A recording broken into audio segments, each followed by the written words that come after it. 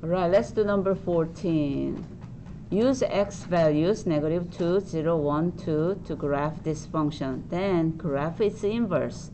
Describe the domain and range of the inverse function. So let's graph this. Let's have table values. This is x value, this is f of x.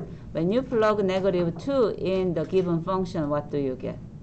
2 to the negative second power, that is 1/4, right? Alright, 0, plug 0. Anything to the 0 power is defined as 1. And let's plug 1. 2 to the first power is 2. Let's plug 2. 2 to the second power is 4. So those are the numbers I need to use for graphing. So let's graph exponential functions. Negative 2 and 1/4.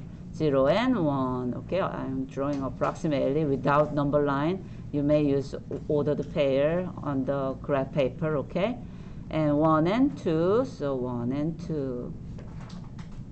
And 2 and 4, like that. So you can graph it, and this is exponential function f of x equals to 2 to the x power. And there is a horizontal asymptote for this exponential function. What is its inverse? Can you practice how we find the inverse function of this? Look at your hand, okay? We did a palm activity, right?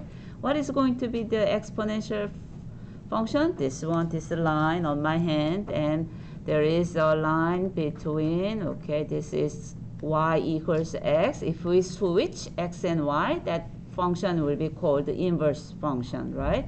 So I'm going to have another graph like this, just matching with this, okay? Okay, so this is the graph of inverse function, which is logarithm. What is going to be the base of this logarithmic function? Same base. What's the base of exponential function? 2. So this will be log with the base 2, and x is the variable.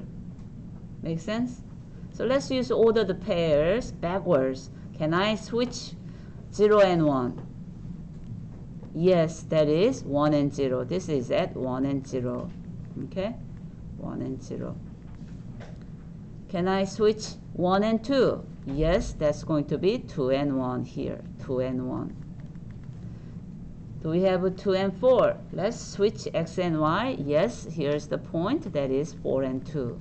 So by switching ordered pairs, and we can find the location of the inverse function. That is 1/4 and negative 2, probably somewhere here. Okay, somewhere here. So let me say that's 1/4 comma negative 2. So those are the ordered pairs for inverse functions. Now let's talk about domain and range, okay? Domain of the exponential function. What is domain? All real numbers, right?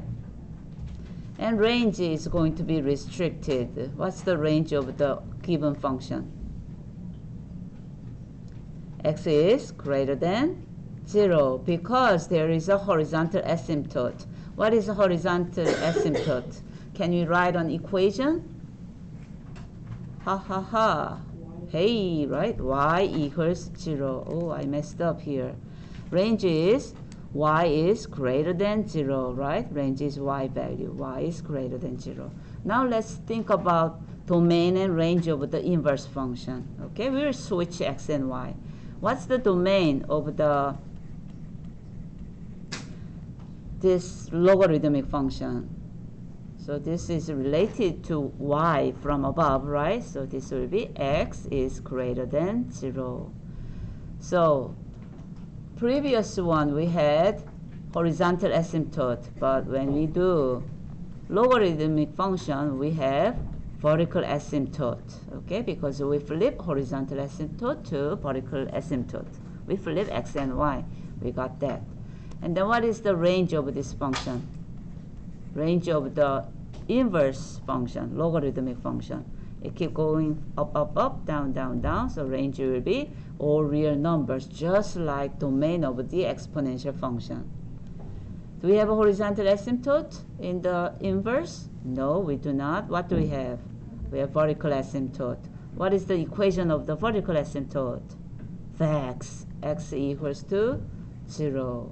So think about the activity we did using right hand, okay, and see two functions, they are inverse to each other, and see the relation of domain and range. They are switched, right? And horizontal asymptote, now we have a vertical asymptote. So that's number 14. Number 14 is describing all relation of two functions.